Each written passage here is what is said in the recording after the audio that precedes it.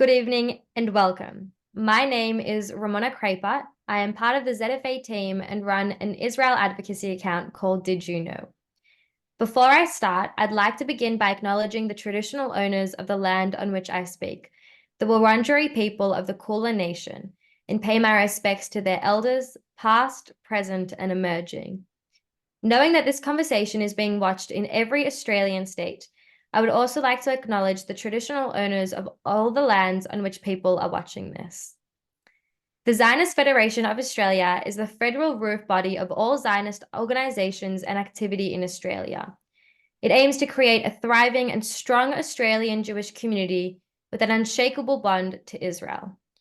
The ZFA has an emphasis on connection, advocacy, and representation. And the ZFA conversations are a part of our way to connect global experts on a range of topics relevant to Israel and the Jewish world with our community here in Australia. It is my pleasure to introduce tonight Ella Ringel, the co-founder and CEO of Fourth Quarter. Fourth Quarter is an organization that is actively and urgently working to repair Israel. Prior to creating Fourth Quarter, Ella led Makom, a joint venture with the Israeli government to build a management pipeline in Israel's local government sphere. Makom identifies, trains, and networks leaders with the goal of fostering a generation of leaders capable of and effective at leading change in the local sphere. Ella earned a BA in psychology and political science from Tel Aviv University and an MA in organizational occupational psychology from Haifa University. Ella lives in Ramat Gan with her husband and their children. Tonight, Ella will be speaking with Leora Miller. Leora is one of the leaders of Project A grassroots movement founded following October 7th, dedicated to empowering community members to advocate for Israel and uphold a thriving Jewish way of life. She is also the co-founder of a platform called Jewish Women of Words, and isn't a stranger to the ZFA conversations, having participated in one back in 2020 during COVID lockdowns. Just before I hand over the mic to Leora, let me just remind you that if you have any questions, please click the Q&A box at the bottom of your screen and type in your question. We will do our best to get to them. Now, with the introductions done, Leora, over to you. Thanks so much, Ramona. And thank you, Ella, for joining us. What springs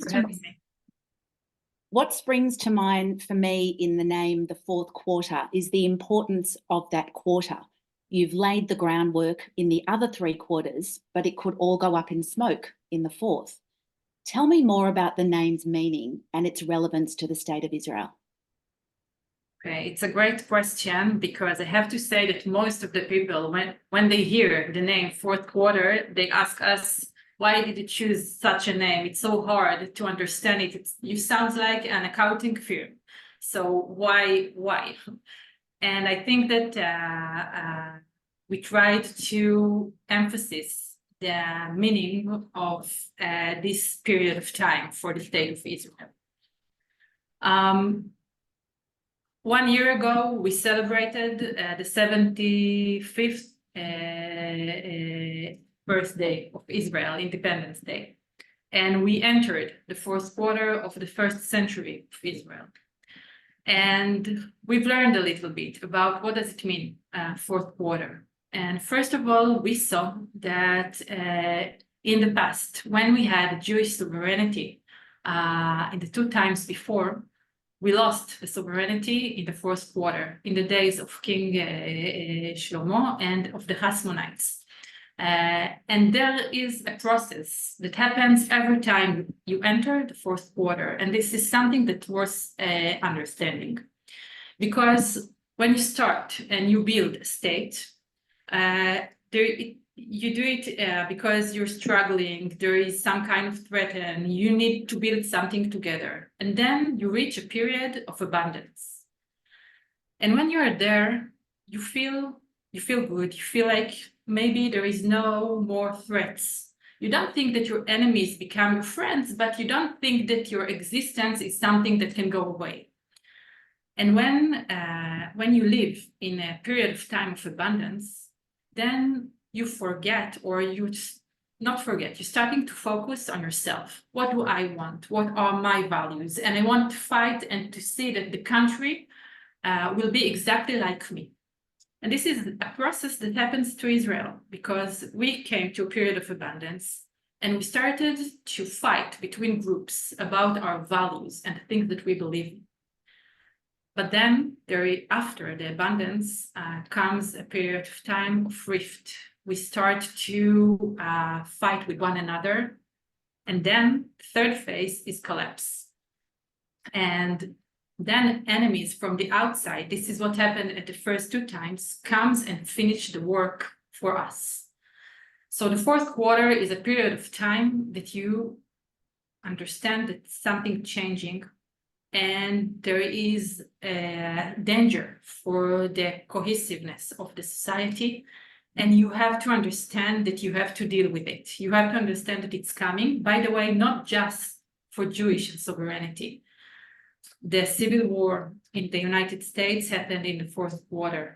A lot of countries, we can see the fascism, the Italy fascism came in the fourth quarter. We can see a lot of examples that happened because of abundance, rift, and then collapse. So this is why fourth quarter is such an important time for Israel. So the fourth quarter is described as trying to create a new Israeli base that emphasizes moderation and broad agreement on the country's goals. My question to you is are there actually goals that the majority of the population would get behind, and what are they? So maybe before I answer this question, a word, in your permission, about the problem definition, because it's not just the fourth quarter, it's combined with something else, and then I can answer about the goals. Because, okay, we enter the fourth quarter and we understand what's happened there, but we are living in a period of time of collapse of trust all over the world. Collapse of trust in Western democracies, okay, not all over the world. Collapse of trust between citizens and institutions. And this is something you measure. The OECD measured this. The World Bank measured this. We know that all Western democracies are now decreasing. The level of trust is decreasing. Democracy relies on trust. In Israel, as other countries, we're feeling lack of trust. And there are three main reasons for this. First, change of demography. And it relates to shared goals, because when you look at how Israel society now built, it's very different from 50 years ago. 50 years ago, we had the vast majority of secular and religious Zionists. Now we're going to a phase of almost 25% secular, 25% religious Zionists, 25% ultra-Orthodox, and 25% Arabs.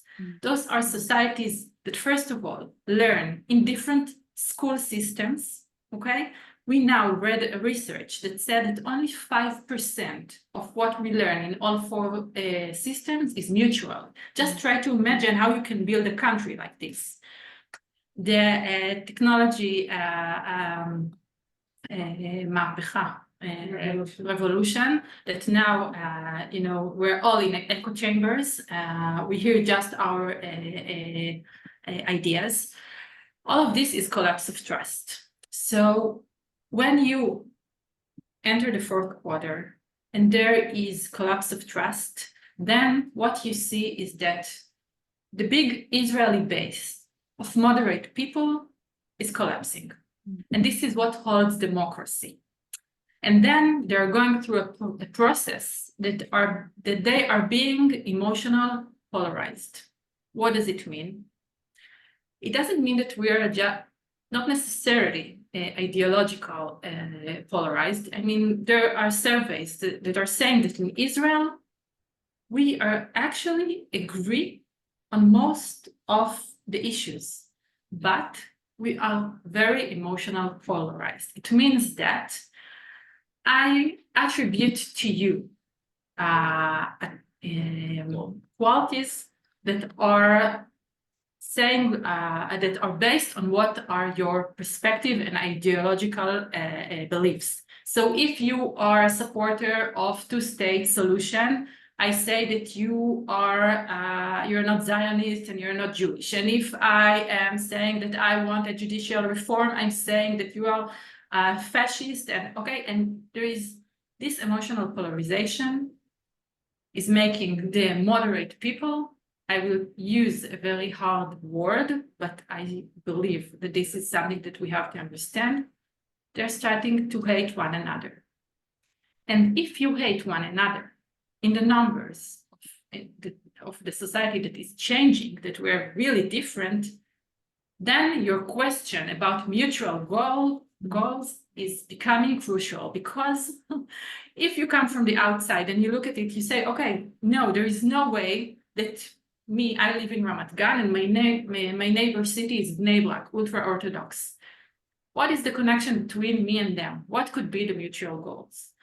So we say that we need, in order to create these mutual goals, we need actually three things. Because in Israel, when you say mutual goals, usually they're saying, okay, what about transportation on Shabbat? Okay, this is like the biggest issue in Israel. We're saying before we're going to ask these questions, we need to understand that we have to re-innovate and reimagine three things. First of all, what is the mutual Israeli story?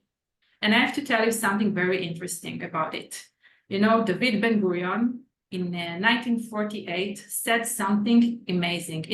We just finished the war, we established the country, and his people asked him, Prime Minister, are you happy?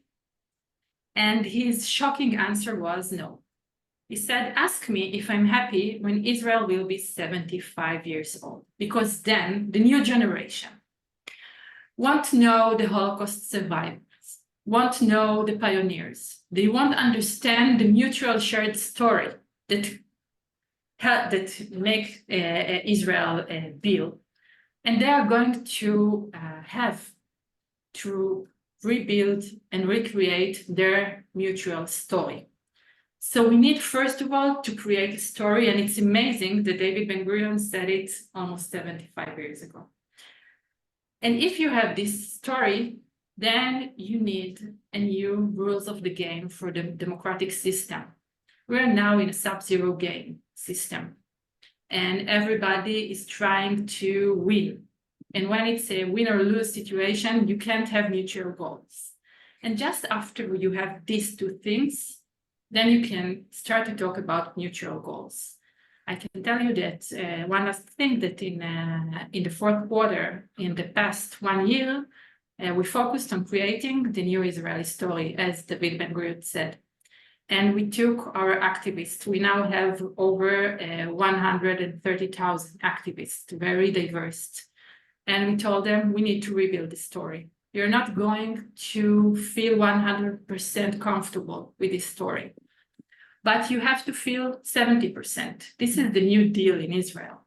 So yes, then when you understand that it's not all or nothing, you can start creating a mutual goals together. Yeah. So you go about creating this center, or this moderate group of Israelis. You do it very much person to person. So you're meeting in people's homes, you're conducting seminars or conferences. Tell me, you talked about this new shared Israeli story. Tell me more about that, and what does that look like? Okay. So first of all, yeah, as you said, we're grassroots.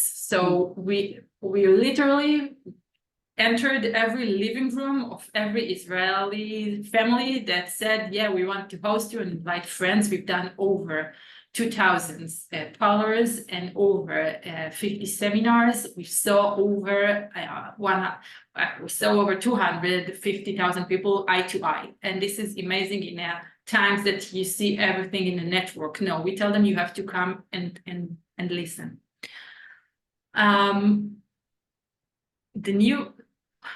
The new Israeli story, maybe one thing that you learn when you entered so many followers is that every group in Israel, every community says before it enters to to answer the question, how do I relate to the new Israeli story? How do I find myself in there?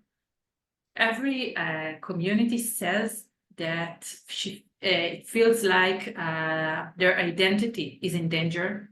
They feel like they gave up a lot to other communities, and they feel like now it's their time to be heard.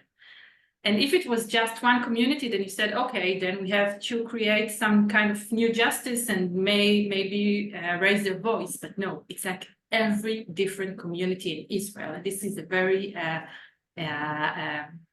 complicated situation. But when you give them a safe place, and then you can create the new Israeli story, then you see that there is actually hope. The new Israeli story is based on, first of all, a few rules. We tell people that it's a whole story. You can't say that, okay, there are 4 chapters, I want only 3, the 4th chapter, I don't agree with him, I will act like it doesn't exist. We say, no, this is exactly it. You have to accept the whole story. And you have to understand that you don't have to be 100% comfortable. It has actually 4 elements. First of all, it says Israel is liberal democracy. Some people told us, oh, what's new about it? And we said, guys, we almost got into a civic war in the past year because of liberal democracy. So when we have a diverse movement that says, with left wing and right wing, people that are saying Israel is liberal democracy, this is something very big. The second thing is that we say Israel is Jewish state. We're not apologizing for it. Then what does it mean? How does it look like? This is in the rules of the game, but we say Israel should feel like a Jewish state. The third chapter is Zionism. Maybe this is the new phase of Zionism, but we have a lot of challenges in Israel, and we have to understand, especially now, when we see that the West, that the South and the North which are the borders, which is a huge element of Zionism, are now people that are being evacuated. We understand that Zionism hasn't finished its job. And the fourth is Israel, is the Arab chapter in Israel. We're saying 2 things there. We're saying, first of all, equality to every citizen, but we're saying something even bigger. We're saying that they have a collective story, not just as private people, but as a people. They have a story, and we have to acknowledge the story. When you put the rules of the game, you say Israel is Jewish and democratic state. We're saying that Israel should be liberal and Masorti. Is it okay if I say it? It's like traditional, okay, but it's a state of mind in Israel. So if you're saying this and you're saying you have to accept all the chapters, then everybody is saying, okay, this is the vectors that we are understanding, and every chapter has few paragraphs that are saying, what does it mean? And with this, we can start to create the rules of the game for the political system and start to create solutions for the 4 systems of education, for economy, and et cetera, et cetera. So do you have people from Arab communities attending your seminars? And if the answer is yes, like I'm seeing you're nodding, how do they go about accepting the chapter on Zionism? Yeah, so we have, but I have to say that when you're looking at the inversion in the movement, we're great in secular people and religious Zionists, and also ultra-Orthodox and periphery and center and young and elderly. Arabs is the hardest challenge for us. So this is, first of all, I think it's one of the hardest challenges for Israel. Okay, so we're just a reflection of reality. They're saying something very interesting. Those who are coming, those who are joining, and even those who are coming and not joining. They're saying when they read the Israeli story, that this is a big thing when they see the Arab chapter. They're saying even the most left-wing parties didn't say not about the collective story, for this for sure. So they're saying it's something big for our society. But they're also saying that, and by the way, most of them are saying it's okay that it's a Jewish and a democratic state, and it's okay, it's Zionist, as long as you're putting our story and our needs in the game. But they're still having a hard time to join because they're saying we're people that are dying in the streets because, you know, the violence in the Arab society, we don't have place to live, we're suffering from this justice and so on. And they're saying it's a huge risk for us to come. So they're saying when you get bigger, when you have not just 130,000, when you're going to be 1 million, then you have enough power to make sure that if we will join, we'll bring back home some kind of news. But I do have to say that in our leadership, which is 25 activists that are the leader of the movement, we have 20% Arabs. So we do have Arabs, but when you get bigger, then the number is narrowing. No, but it's amazing that your leadership reflects the percentage of Arabs in the general community. I mean, that's right. And Arab communities can see themselves as part of the organisation if they're part of the leadership. So that's really commendable. Yeah. Just moving on to October 7, you needed obviously to adapt or pivot and respond to different needs. Can you explain how you adjusted and any initiatives that you created post October 7? Yes. First of all, we did, I think, what every other organization in Israel, or almost every other organization in Israel did. We said, what help do you need? We're there. And our strength was that we have a lot of activists all around Israel. In every city, almost in every city in Israel, we have a group led by one of our activists in the north, in the south, in the center. And then you have boots on the ground. So what we have done is that we told them, okay, where are you? What do you need?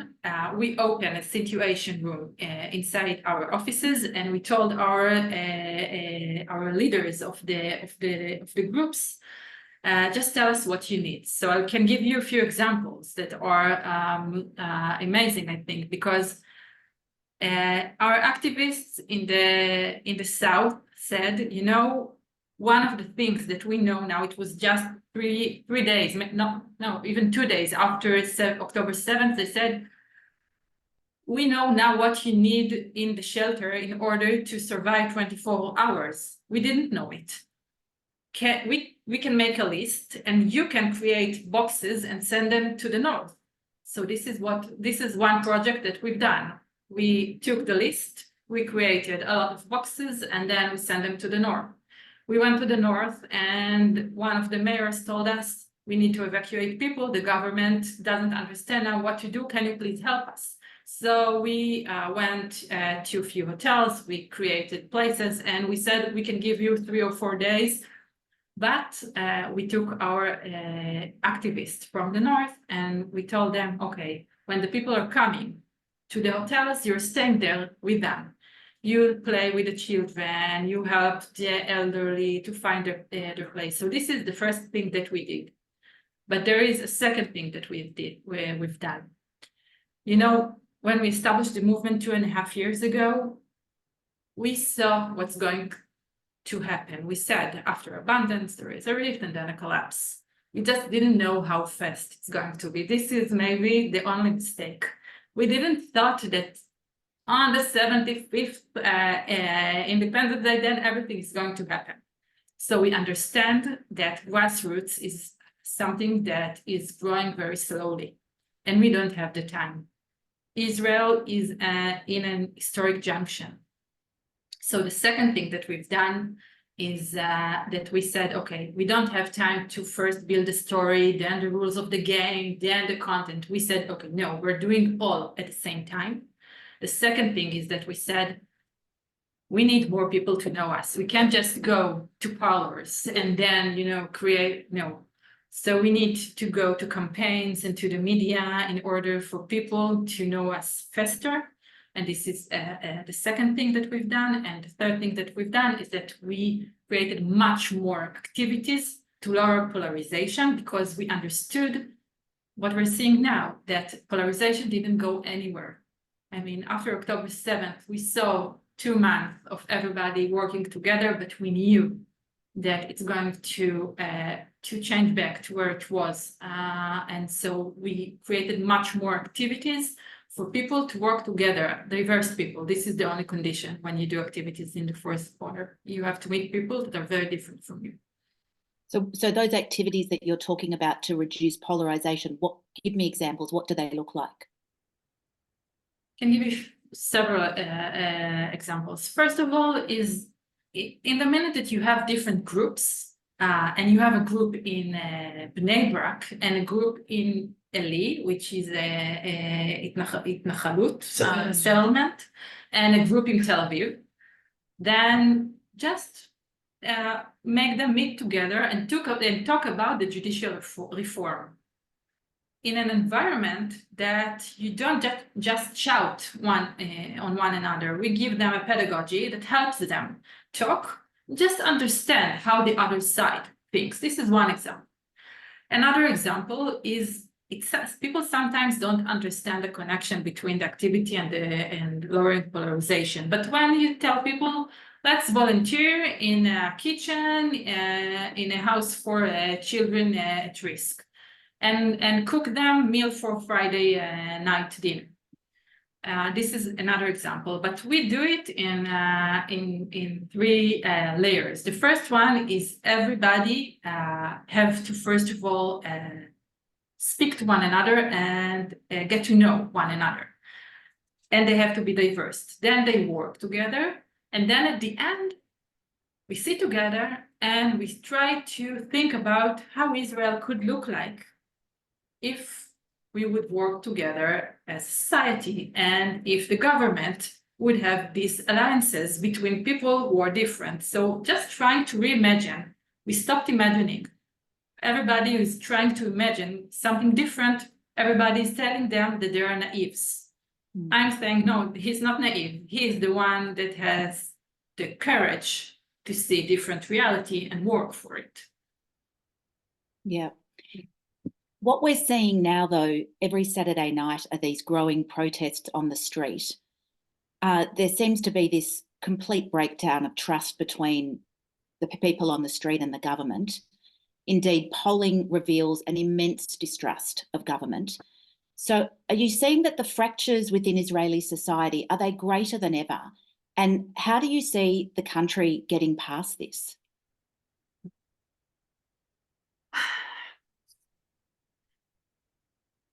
I think when we talked a few minutes before we started with everybody, you asked if I'm optimistic or pessimistic. I have to say that it's not easy times to be in Israel, because when you look at the big picture, you see this. You see fragmented society, and you see a government, but the whole 120 MKs, the Knesset also, that are they are a reduction of the identity. Me as a liberal, I say more leaning to left-wing side, my own identity is not just yes Bibi or no Bibi. I would like to think that I have a little more values than this, okay? And I think that the religious Zionist is not just the party. This is a whole society with a lot of values. And the ultra-Orthodox are not just their politicians that are fighting now against recruitment to the army. So we're a fragmented society with a government with distrust, as you say. We're facing big challenges, the biggest ever. First of all, regarding our security, we have Iran. We have people that are asking about the borders of 48, not 67. This is from the river to the sea. We have to acknowledge this. And inside Israel, we have a huge economic challenges before the war, after the war, especially the education system and etc. The only way to resolve all these big challenges in our security, economics, education, is if we have society that is not fragmented, that reflects the political system. So this is maybe the challenge, because in the short term, I think that yes, after October 7, this is what polls are showing us. We lost trust in the government. We lost trust. You have to bring mandate back to the people. You just have to do that. So we have a short-term fight that we have to do it in one hand, because this is what you do after such big catastrophes. But on the other hand, you have to ask, and then what? This is what I say to Bibi supporters and to Bibi, to the groups that wants Bibi to go. If we change the government, then what? Then what? What happened to the fragmented society? Nothing will change. What is the big vision? What are we going to, how are we going to make Israel great again? How do we want the education system to look like? What is the mutual values that we can create here?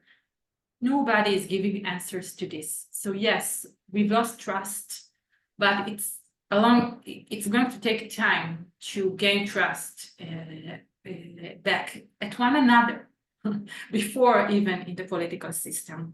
This is why the fight should be, in one hand, bring the mandate back to the people. This is what you have to do. And on the other hand, is okay, we have to fight for us. We have to recreate and rebuild the trust between the citizens. Don't forget, there are two elements to this trust: citizens and institutions, but between citizens and themselves. And this is what ruins democracies. Yeah. So one of the major fractures in Israeli society is the exemption of the Haredim from military service. And that issue is compounded now with the military going in and out of Gaza for the last 8 months and the imminent need for Israel to deal with the northern border. The blunt fact is that the IDF need more soldiers. And I understand that the fourth quarter has developed an innovative proposal with the input of the Haredim about how they can be absorbed within the IDF. Can you tell us more about that? Yeah. First of all, I think that what maybe is the most interesting thing is the process, because actually we had 50 people in the room. Some of them are learning in the kollel, in the yeshiva, okay, just being there, all activists of fourth quarter. Some of them just went out of Gaza after a long service in Gaza.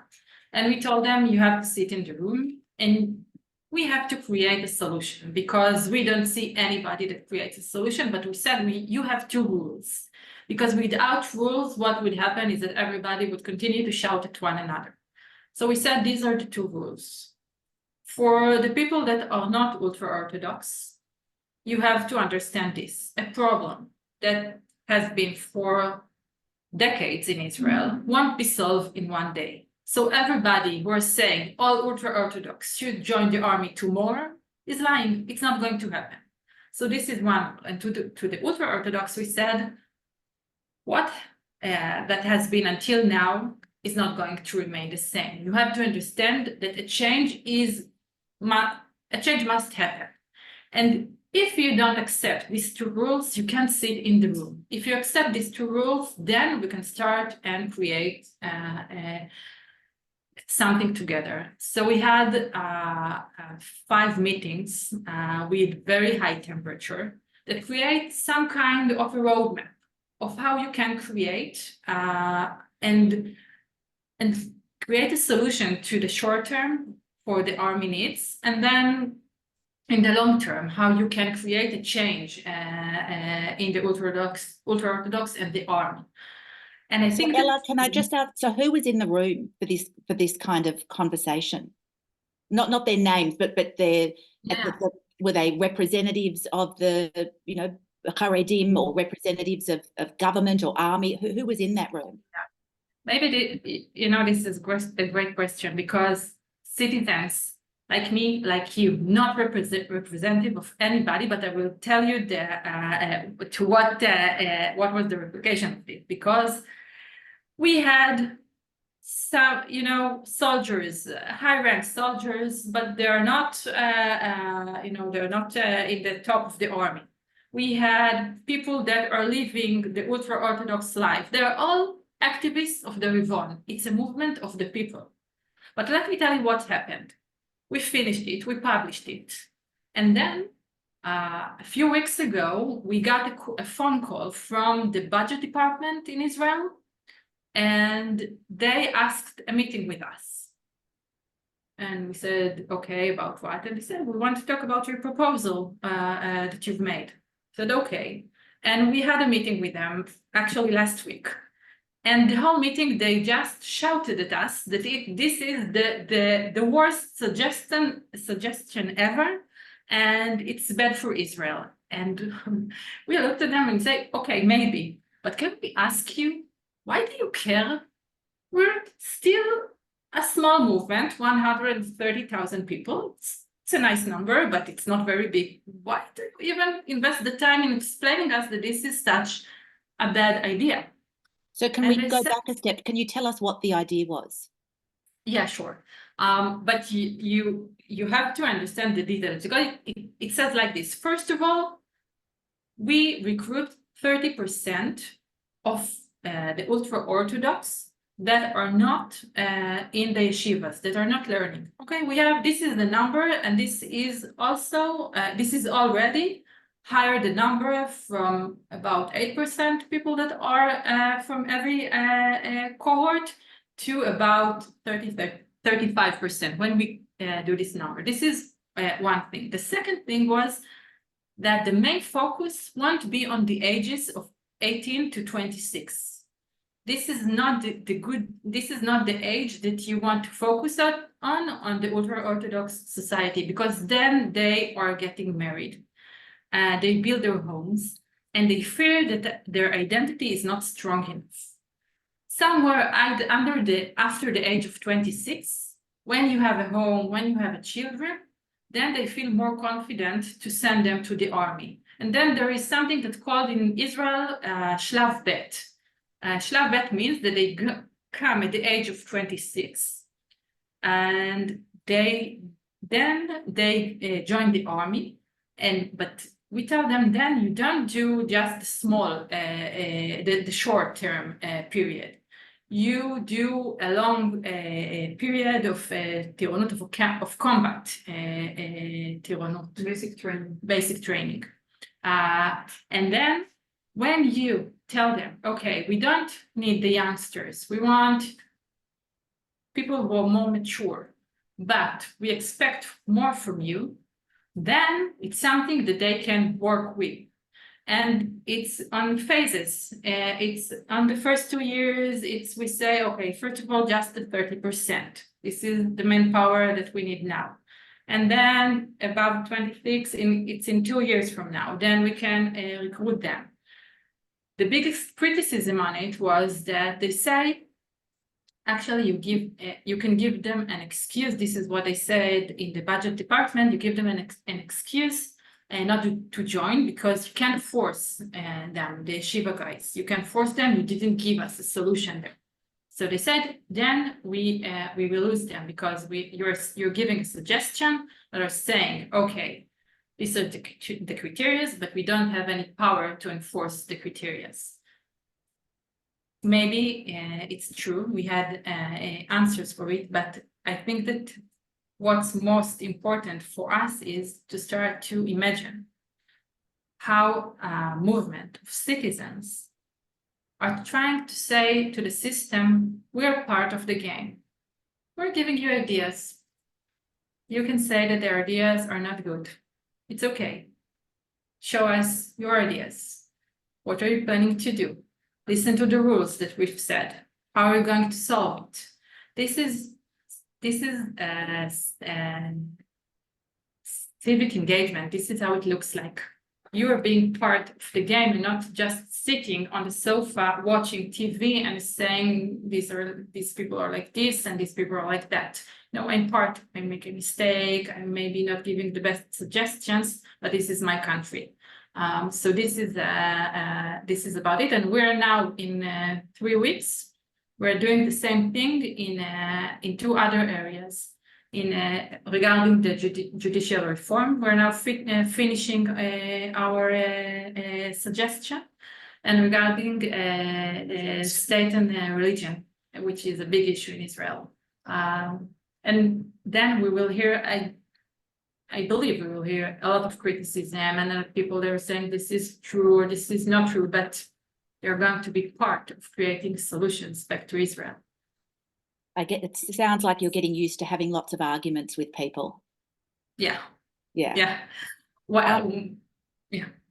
So the fourth quarter talks a lot about resilience. Having visited Israel in March and finding the country so deep in trauma, and having been advised by many who live in the Gaza envelope that the community's recovery cannot begin until all the hostages are returned, what then does resilience look like in the face of that ongoing reality? Today? Yeah. You're meaning? Yeah. I think that one of the things that when you talk about resilience is that you have to understand, first of all, what does it mean? A lot of people say that resilience means being strong, like you never break and you stand still all the time. This is not resilience. This is fantasy. Resilience means that you fall and then you go back on your feet. And you fall again and you go back on your feet again. And you're being hopeful and you're being full of brave and courage in order to deal with reality. And I think that Israelis citizens are resilient people because we fall a lot. And we know how to stand on our feet when after these big traumas.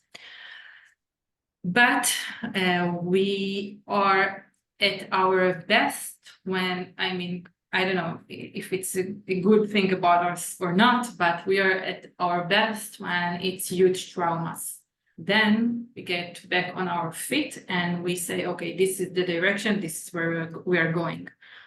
On a long term, when the trauma is, there's been a time from the trauma and you learn to live.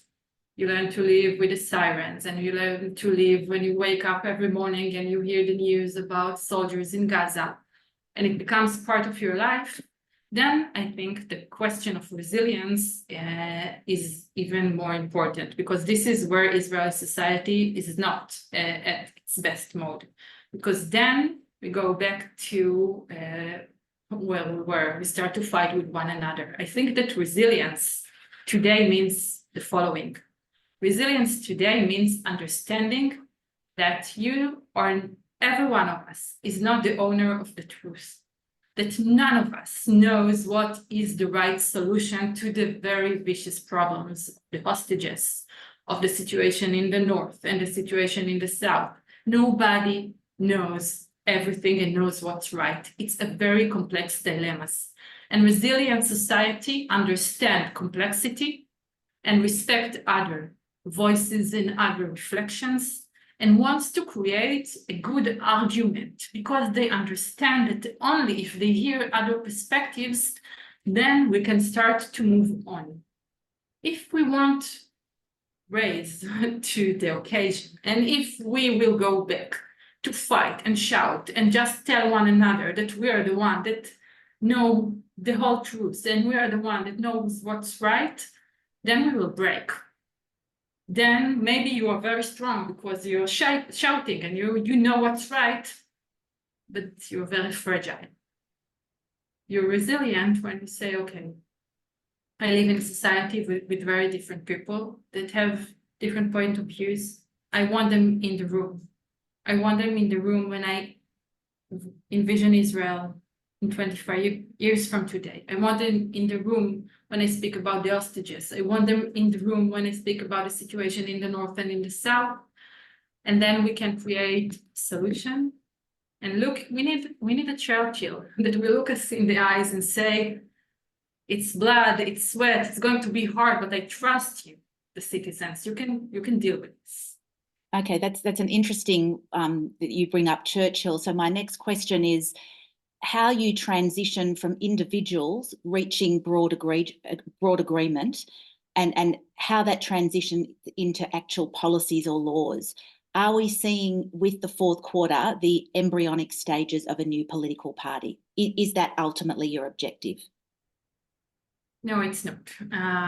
But it's a good question also, because when we established the movement, we said, okay, we thought we have 8 years. Okay, this is what we thought. We said we have 8 years. We will create a diverse mass of people, and then it will be in one of two ways. Our influence on the system, or an out parliament force, diverse force that will say to the parliament, this is the story, this is the rules of the game, this is the policies, this is what the people, the diverse people wants. It's like an endorsement kind of system. It works. We have a lot of examples in Israel and in the world of endorsement system. If you have power and you are diverse, so this is one way.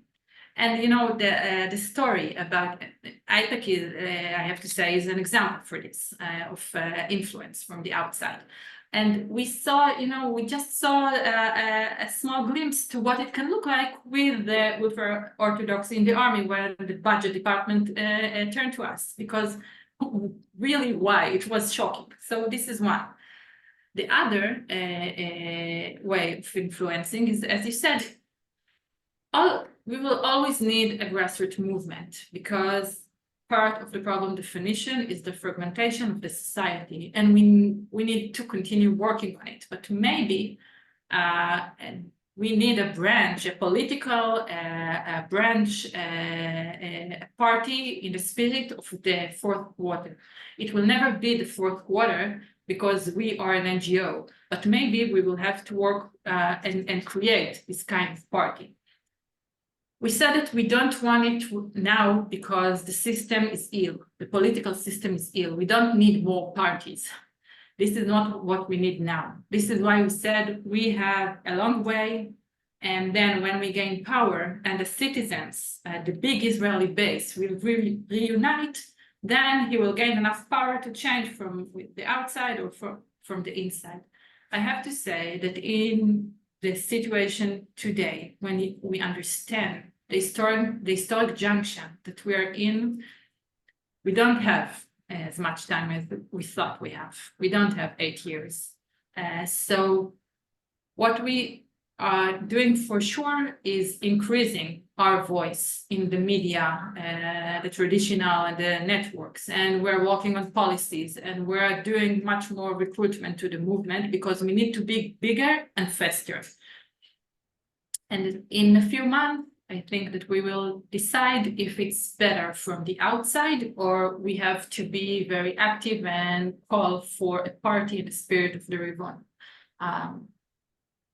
I'm conscious of time and there are questions coming in from the audience. I have one more question, and that's about the Jewish diaspora. And I think October 7 saw the collapse in the distinction between Jews in the diaspora and Jews in Israel. I think we all realised we belong to one people and we're all facing enemies who want to see us all destroyed, no matter where we are. Is there space in the fourth quarter for Jews in the diaspora? And what can we in the diaspora do to support moderation and ensure that that's the direction for the future? I think that one of the biggest lessons of October 7th is the relationship between the Israeli state and the diaspora. And if we want to learn that the Brit, the connection between us and the diaspora is one of the fundamental things for us, then I think that all world Jewry, including Israel, is in danger. We rely on one another, we depend on one another. So yes, I think we started to deal with it before October 7th. In the Rivon, we said that a new Israeli story, we said that the next phase will go to the diaspora and tell them we need to renew the alliance between us as well. Let's create the story of Jews in the world. So yeah, I think that there is a window of opportunity now, that everybody understands something. So what we're doing from our end is going to communities to speak with them. In the United States, in Europe, until now, we didn't go to Australia, but everybody that calls us, we're going there and we're speaking with communities and we're telling them there is hope. We think that the fourth quarter is hope. And we need to reinvent Israel and world Jewry together. And I think this is one thing, to spread the word. If you're asking what you can do, we love to come and speak with the world Jewry wherever they want to hear us, because we have to beat, we say it in Hebrew, we say we have to beat history. We just have to beat it, because in the first 2 times we lost to history. Now we have to beat it, and we can't do it alone. So this is one thing that I think that we can do. And the second thing, it's amazing that when I came after October 7th, I came to Boston. I met some professor in Harvard University. And they said, Jews professors, and they said that they told me, you always feel like we have to protect you in Israel. You don't know how much we feel like you protect us now. So I think we have to understand our position. This is what we have to do there, and to give you everything you need in explanation. And we're not very good at it in Israel. Well, I think we'll be learning together. So just moving to the audience, Josh has a question. Do you think there's a disconnect between Israeli politicians and the public? It seems that many members of Knesset, both in government and in opposition, are stuck in the October 6 mindset, whereas much of the Israeli public has realised things just can't go back to the way they were. Yes, I think, okay, it's going to be an answer that it's going to sound like I'm going to say one thing and then the opposite to what I'm saying, but this is going to be like this. Yes, I think there is a disconnection. I think that today the politicians are not a good representation to the citizens. They are not bringing the values of the citizens. They're not creating alliances between them, and they are all look at their bases, but at the extremists, at the one that are shouting. And then this is the voice in the Knesset, and this is not the moderate people in Israel. So yes, and they have a huge responsibility for the situation. But in the fourth quarter, we're saying the following. We're saying that the problem, the collapse of trust, it's not just the responsibility of the politicians. We're saying that we're all part of the problem, because the moderate people has to raise their voice. We have to show them that we support moderate politicians. We have to show them that we support compromise. We have to show them that we want them to compromise and to look for all citizens. And I think that this is why we have some kind of responsibility to the situation, and I want to focus on what I can fix. And I think that if we will recreate a moderate base, then it will give moderate politicians the power that they need to operate. Yeah. And we've probably just got time for one more. Bianca asks, regarding your roadmap to how to integrate the Haredim into the IDF, is there someone within the IDF who would actually look at your roadmap and take it seriously, and so that you'd actually have some influence? Yeah, actually we've met with some high-rank people, aloof, I don't know, generals in the IDF that sat with us. You have to understand, it's amazing. I mean, the amount of traction and people that are looking at us is amazing, from the media, from the politicians, from the army, because organized people, organized civilians is that are diverse is something very unique. So yes, they are sitting with us, just as the budget department are sitting with us. But we're not yet big enough. This is why we have to be much bigger, much faster. Imagine if we're 1 million people, what would happen? So it's yes, but it's not enough yet. So you're continuing to hold your conferences and your seminars and your meetings in people's homes so do people actually join as members? Is that the basis on which they're a member of fourth quarter? Yeah, we have now, as I said, over than 130,000 people that gave us their data and said, we want to be part of the movement. It's amazing because, as I said before, it's people that are not, posting in the Facebook or following the Facebook or Instagrams. They're people that left their home, invested few hours, heard about the Rivon and said, I want to be part of it. And I want to spend 2 hours a week, 5. Just for example, we are having 100 parlors every month. For 100 parlors, I need volunteers. I have now 50 volunteers that are doing the parlors around all Israel. This is an example for activists, volunteer activists from the Rivon. This for every segment of the Rivon, we have volunteers that heard about the Rivon, learned about the Rivon, said, I want to be part of the big Israeli base. So either I'm doing parlors, or I'm going to be a facilitator in seminar, or I'm going to be a leader of a group in my city or something like this, in order to lower polarization, recruit more people, and create the new story, the new policies, and the new rules of the game. Amazing. Well, thank you so much, Ella. It's been amazing talking to you and hearing about this really fascinating organisation. Over to you, Ramona, to close. Thank you both so much for coming and speaking with us tonight. It was so insightful and empowering and really inspired us and gave us a lot of hope. So I thank you both, and 2 very strong Jewish women, which is amazing to have on here. So thank you very much for coming. I saw there was a question in regards to the video being uploaded. It will be uploaded on YouTube, so you can share it with your friends, rewatch it if you missed something. Make sure to look out for it in the next few days on YouTube. And I just wanted to let you all know that our next ZFA conversation will be held on the 21st of July with Professor Fania Oz Salzberger, and make sure to tune in. Girls, thank you so much again for tonight. It was incredible, and we look forward to seeing everything that you both do here in Australia and in Israel. Thank you. Good night, everyone. Good night. Thank you.